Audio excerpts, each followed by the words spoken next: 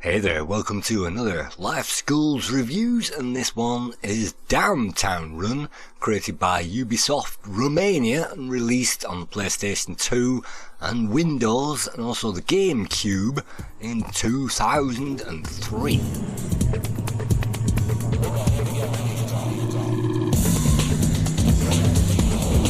Not that many people have heard of Downtown Run, and it was released, I think, as City Racer or something like that in North America, so it goes under a number of names, but in Europe we got this as Downtown Run, and I didn't have this back in the day. I've only found out about this game a couple of years ago when I got the emulator, and you can see the game opens with a great introduction, introducing some of the cars that we get to drive during this game.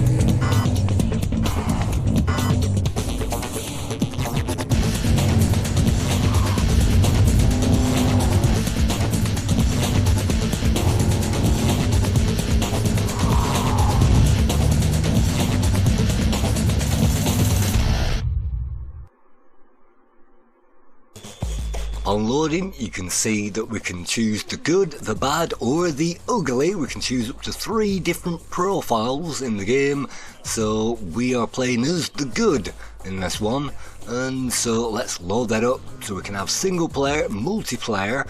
I'm not sure what the rules is, game mods and power-ups. I guess you can change different game modes and power-ups and things like that. Well, they basically tell you what everything does. These are the things that you can pick up during the game. You can't alter any preferences, it looks like, but some of these definitely you want to pick up, some of these definitely you want to avoid.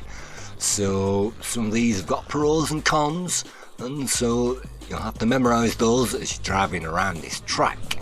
So these are the credits: team development, Ubisoft Romania, and so I'm not sure what any of these guys have done before or since, but you can see a long list of Romanian names scrolling along the screen.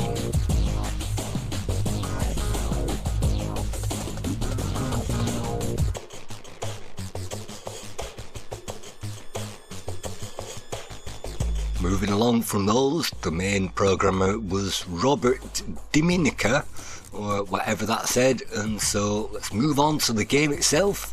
We can choose a championship mode, or a last man standing, a chase mode, or any of these game modes. We can also do a Grand Prix as well, and there is a kind of a story mode where we can get through those. So you can see a beginner championship, the professional championship, and also you can see I've got bronze on the professional. Expert we have yet to play on this playthrough, and we can also play separate championships for all the different cars. So you can see on the beginner, I think we managed to get gold on the beginner and maybe even gold on the professional, not quite sure, but let's just dive into that and see if we can play this game. 3, 1, go!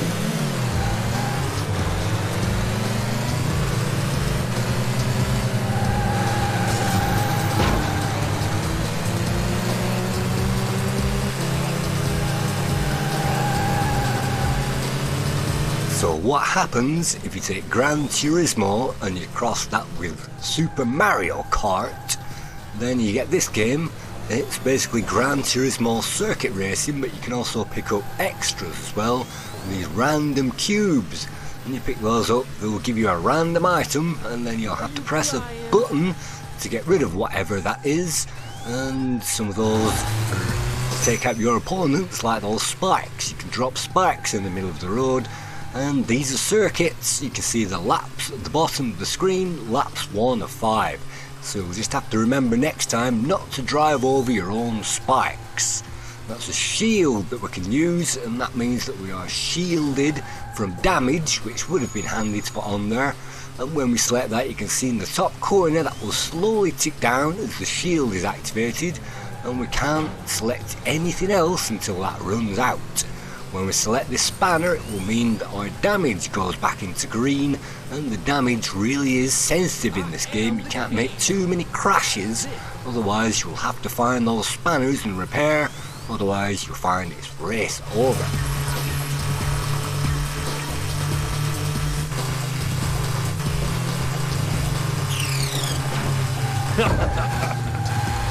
I think there are at least 2 or 3 modes in the game, and one of those is the in-car driving view, and of course the second one is the rear driving view, and the rear one is the one that I tend to use. This was recorded in 50 frames per second, so I'm not quite sure if this is the PAL full experience, but this was recorded on an old version of PS2.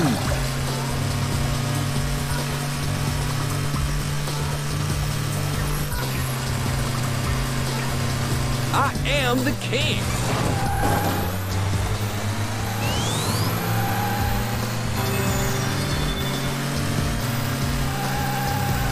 It's also fun sometimes that the guy speaks to us and gives insults to the other drivers, and he will say certain things if he gets crashed out, or if he gets bumped into, or if he overtakes another driver.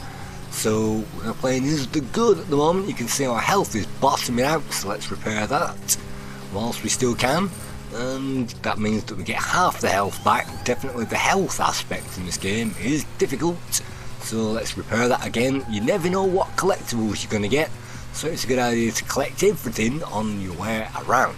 That puts us back into green health. We are now second out of 5 other racers, and so let's try to put our foot down and avoid those spikes.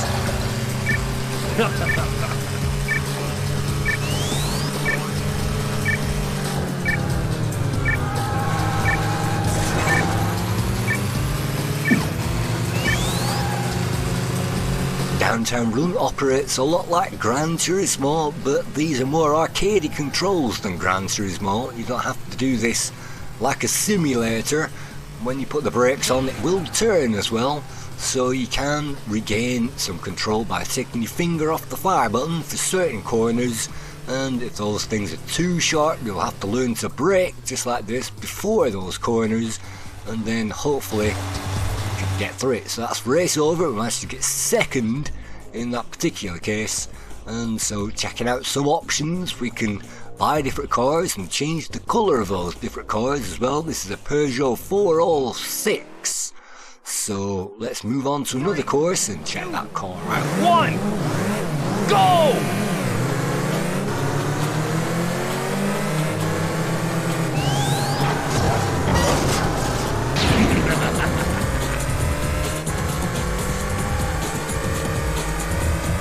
Another voice sample that will come on is if you use the bomb against another driver, it will say successful hit, and so you can reverse the driver's controls, you can spike them out, you can bomb them as well, and you can make the spark plugs misfire and that kind of thing.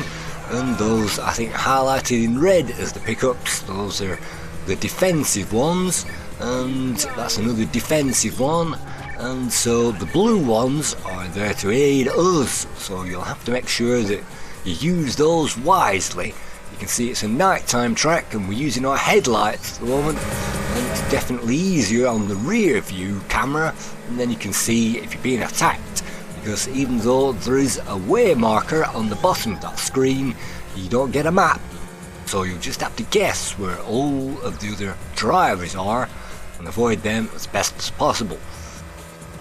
And as far as I know, there are no bungee mechanics in this game. It doesn't have to rely on any bungee mechanics.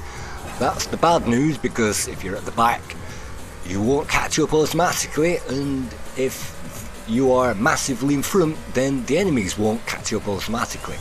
But you can get extra high grip tyres, which means you can gain some progress over everybody. You can gain a turbo as well, which means that you can get straight through everybody, and other things, car tune-ups as well, so it isn't automatically a write-off even if you're at the back.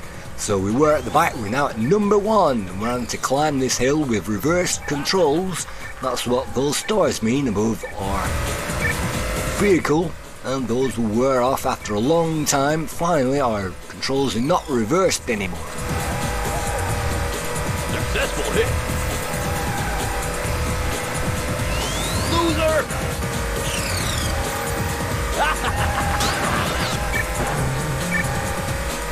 The green boxes you can see reverse our controls, so definitely avoid them as much as possible. And I'm trying to repair myself because it's not easy to drive with reverse controls, obviously. And so this game throws spanners in the works, not only for us but for the enemies as well. And sometimes we can lay traps for later laps and the enemies will wander into them, but we can also wander into them as well.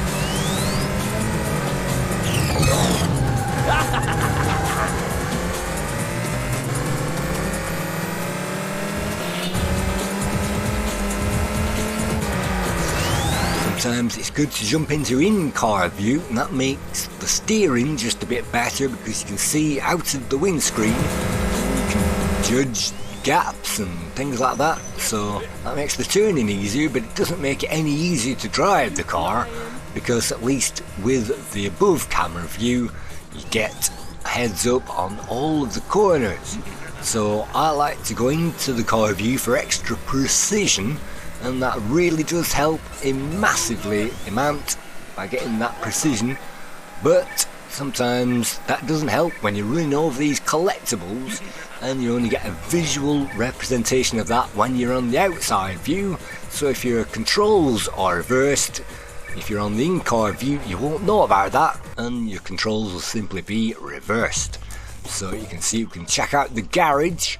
We can change the colour of our car anytime, and we can change our car as well anytime. This is the Mitsubishi Lancia Evo 6. There's also Saab 93 and other different cars, so let's check this Lancia out. They all have different horsepower and everything else. Let's move on to another track. 1, go!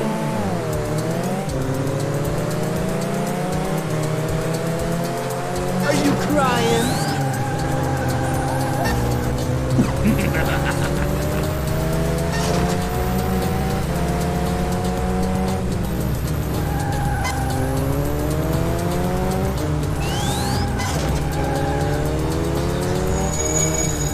Most of these circuits are very fun indeed, and it won't take you that long to memorise them, especially having gone through them.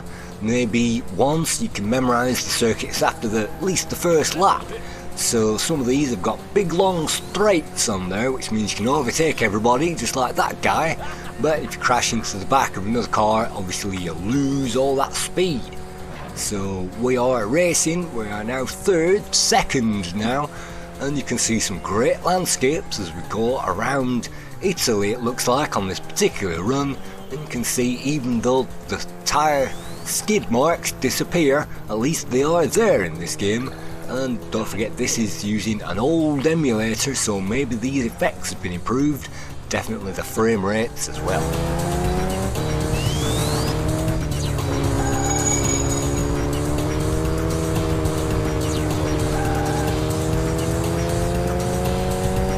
You might notice also surface changes as it goes to different surfaces. Those will have effect on our car. It's easier to turn on cobbles than it is to turn on the asphalt, and so you'll find it slightly easier but also slightly noisier on cobbles. So you can see we're getting through to the end of this. We've done 2 laps, 2 out of 5, so we'll need to continue. And even though you're in 3rd at the moment, that's not the end of the road, and you have to reset this game because one pickup would mean the difference. That's extra speed. Let's get that strength together. And sometimes you want the extra high grip tyres so that you can get through these corners without losing too much speed. But you can see just one collectible means we're all the way back up to 2nd.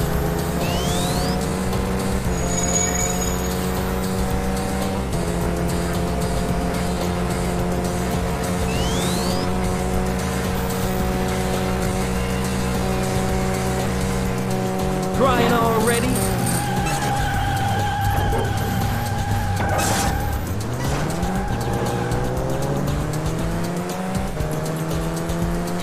Downtown Run is definitely a luck game, and it's sometimes luck over judgment. Sometimes you can simply pick up the collectibles, and I'm saving this turbo until a straight, and then I can use that, and so that gives us a winning run. That special turbo also gives us, I think, the high grip tyres as well. It gives us everything for free, and you can see that we can pull stunts in the game, and so if you pull too many stunts you'll have to press the button to be automatically reset on that track, and sometimes that comes in handy. And you can see the car in front of us is smoking because it's on its last legs, and so are we as well. And sometimes it's easy to make those mistakes if our car isn't well prepared and it's suddenly got some damage. If we hit some sparks, we'll career into the side at high speed, and that will sometimes spin us round as well, and sometimes your car can flip over just like that, and you can just run into damage just like that. Let's check out some of the different scenarios. There is chase mode as well. There's definitely tons of scenarios that you can race around. It's not just the standard tracks. And so let's choose a track for this. This is chase mode, and that means that we're getting chased by the police. We're the innocent guy, and we have to continue as long as we have that health, and we have to survive 3 laps in this game. And I think maybe you can even apply yourself to run as the police. I'm not quite sure, but this is London that we're driving around at the moment. You can see some familiar landmarks, and of course the police will try everything to knock us off the road. So just like a Need for Speed game, this is definitely most wanted in a game like this. So let's weave our way very carefully through these things and hopefully shake off the law.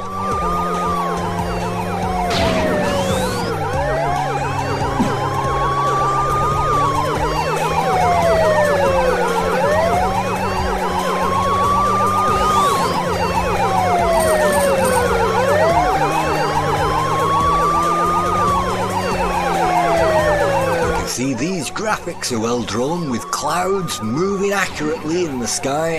Everything's textured, and apart from the trees, which are a bit generic and arguably a bit blocky and 2D, everything else is 3D in the game, and obviously everything has got ray tracing and light effects going on, so you can see light changes as we move underneath branches and underneath signs.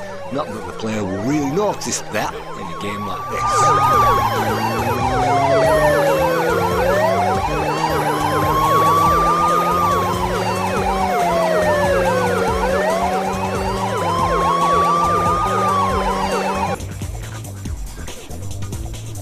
After every single race or every single event, you'll get the obligatory opportunity to play back all of those highlights from any angle. And you can see some auto angles going on here as we try to evade those cops.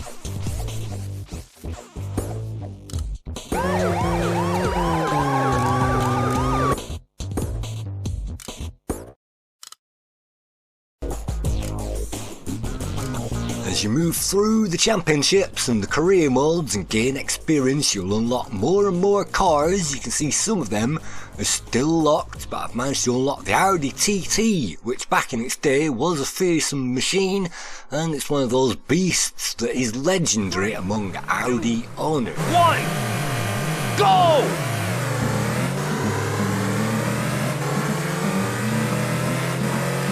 Watch and learn. What the?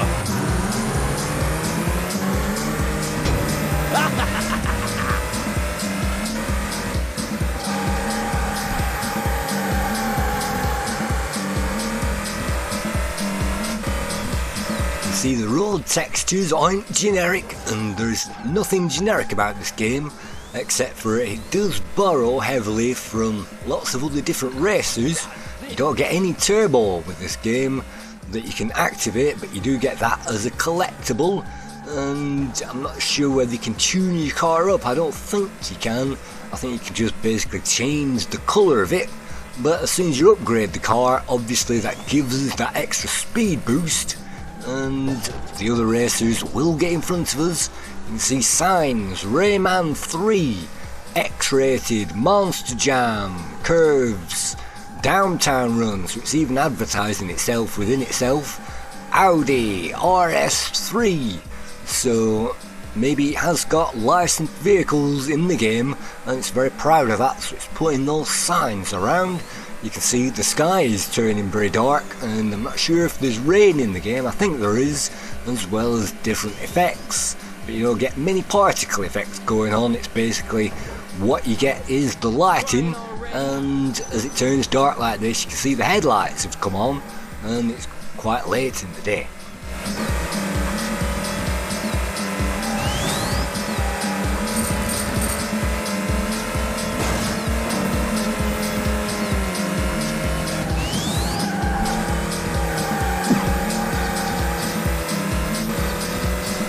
Mostly these tracks are large and sprawling and very easy, and it's great to be able to put your foot down on some of these and not worry about tight twisty corners, and of course some of them require us to do that, and it's arcade controls, which is very nice because we really don't want to sim in this game.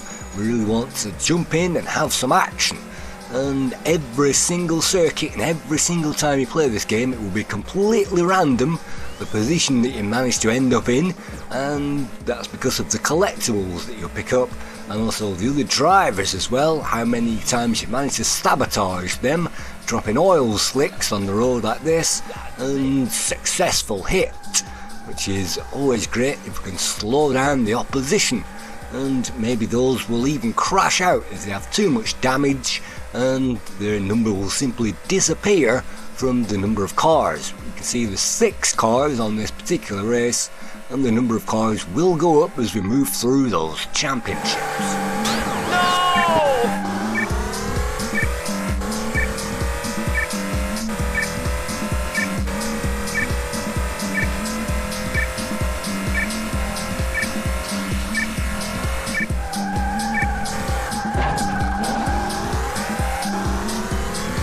We recover from the reversed controller, and if we skid we'll actually lose prestige, but when we crash into the cars and blow them up we'll gain prestige, and prestige is basically the score in this game.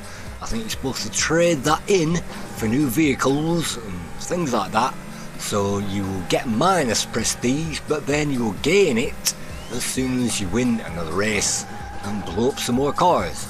So the prestige factor is perhaps unique to this game, and you can see it's the final lap. We're at the back now, so it would seem impossible now to catch up to everybody else, and so it's potluck, and that's what makes this game enjoyable, because sometimes you can simply cruise to the finish, be in front and first place all the way through it, and sometimes due to sheer luck you can't. New bet is available. That means that that's another game mode that you can play. There is maybe 6 or 8 different game modes that you can play. One of those is the championship. So let's continue in Rome, and some of these locations are very exotic and very fun to drive around, and there is nothing here to distract the player with dead ends or crisscrosses and roads which collide into each other, and there are sometimes great downhill sections that we can make use of. That's very fun and exciting, but this one particularly is one that requires corners, and you can see we're being shaken off the leader simply because of these corners.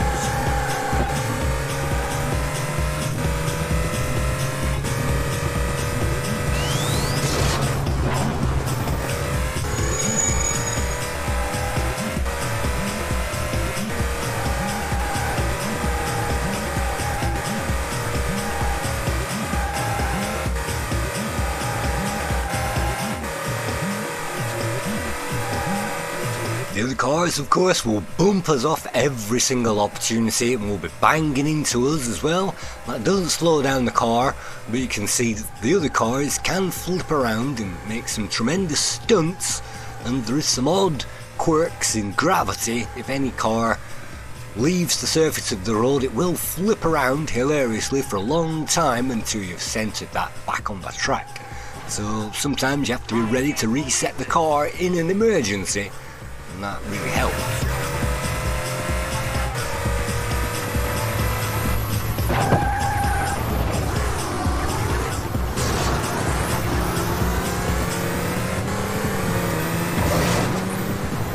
Just wait and see.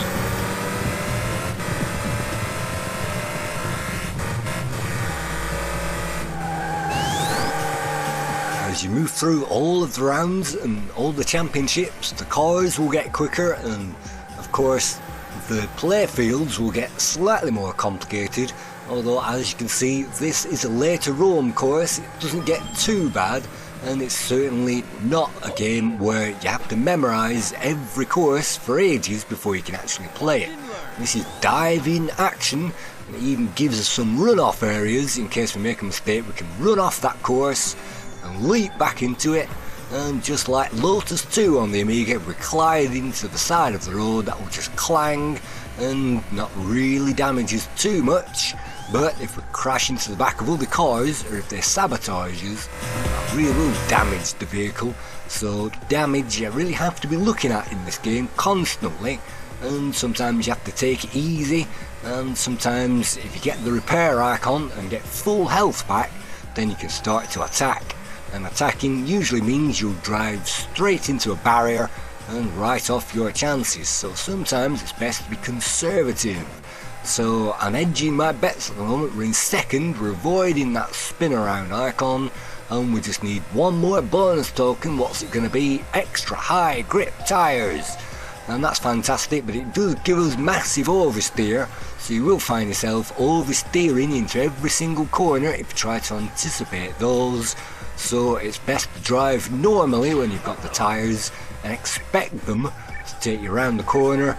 Otherwise, if you try to take those early, you just steer straight into them.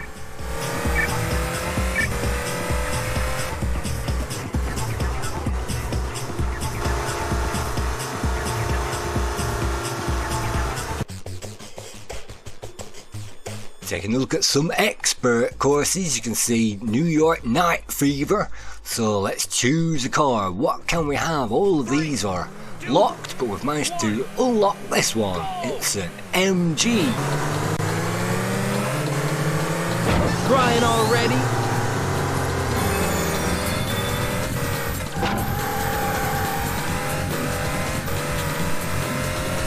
Sometimes it's very easy to get in front and stay there, and sometimes it isn't.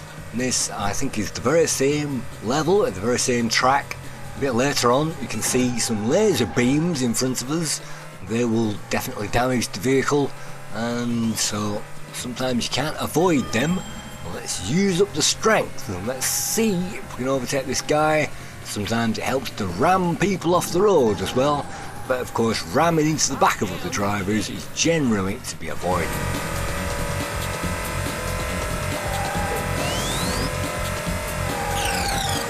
Dodge this. One. Go! This is one of my favourite courses, and yes, they do get easier as it goes on, they don't get harder, and all these turns, it gives us a massive wide road in which we can manoeuvre around even at this stage. So it reminds me of a ridge racer game, and you don't get any off-road sections or anything like that, but you do get a massive wide road, so if you do go off, then that's your fault. You can see some elevation changes as we're going up, and of course what goes up must come down, so at some point there might be a downhill section where we need to go through, and this is very twisty and windy at this stage, but going down the downhill section back to the start again is fun. And if you have that really nice, crispy, smooth frame rate, it is as well.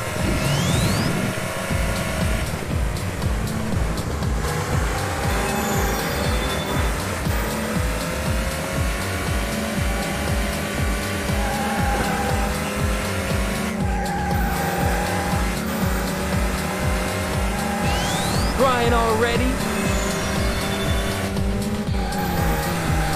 we can get in front of the drivers with our driving skills. We can certainly do it with the pickups, and we can do it by sabotaging other people as well. So there are definitely 3 different ways in which you can win a race.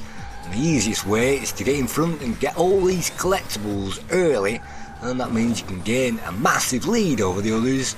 You can see the map at the bottom of the screen shows that they aren't catching us up, and that's not a map, it's a way marker, but you can see with the extra speed it's a massive thrill ride going through maybe wherever we are in Monaco. You can see all the boats as well, so we can move through different cities and different landscapes, and those aren't impossible, and all of the tracks are fun, so it shouldn't take you that long to memorise them.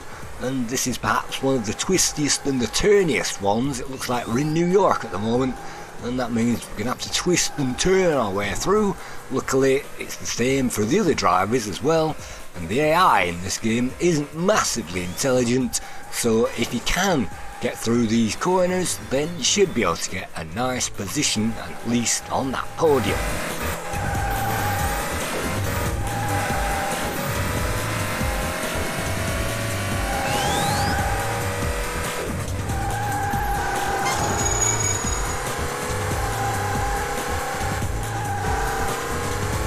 As you can tell, I have huge respect for this game. It's not very well known, and I haven't seen this appearing on many countdowns. I watched a video the other day, the top 50 PS2 driving games of all time, and guess what, this game wasn't even on it. So it's not that known, it's not that popular, but I like it. There's nothing wrong with the sound effects, nothing wrong with the graphics, nothing wrong with the playability, the pickups, the power-ups, the sense of speed, the voice speech samples and everything else. So I do have massive respect for this and what it tried to do. There aren't too many of these Mario Kart races on different platforms, but this was a low budget production, and what it achieved definitely is fast and it's playable, and it's got that PS2 quality factor to it, which means it's jumping, diving action. You might not be able to tell from these particular screenshots, but it is addictive, and it's that addictive quality, which means that it gets a high score for me, and it's just as addictive as other racing games, not quite as addictive maybe as Gran Turismo or the Forza series, but you can get away with some spins, and it's surprising that I've managed to complete some of these races in first place by fluking it over the last few corners. Maybe the cars have crashed out, so you never know in this game. You could be at the back or at the front due to complete random. So the magazine reviewers mostly gave this a middle of the road score. They said there was nothing to this game, it wasn't as good as Forza or Gran Turismo, there's no fun in it, it's boring, the tracks are too easy, the cars are too easy to drive, it's an arcade racer. But for me, I definitely give this a 7 out of 10, because I think this has got charm, bags of it, and it's got that PS2 feel. So for the last minutes and in low resolution, I'm going to show you some of the mistakes and some of the stunts I managed to pull in this game. This was recorded in low res just to record some of this footage, and some of these are hilarious. You'll find that the car does spin out all over the place, so if you ignore this really crappy rip, we'll see some high action.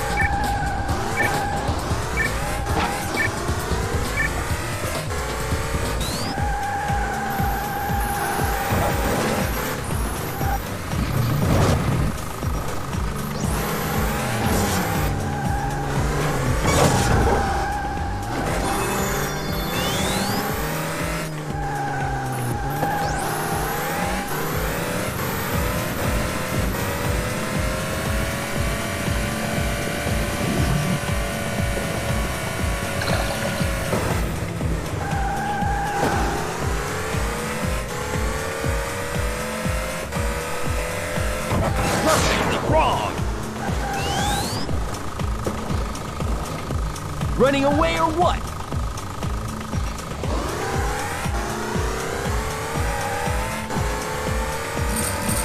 So thank you for watching this play guide to the game and the review. and you can see only just getting over the line in first place is possible. There's lots of action going on, lots of stunts as well, and it can be a joy to play this game. Maybe not for all the right reasons, but it can be a right laugh as well, and that can't be underestimated, the joy factor involved.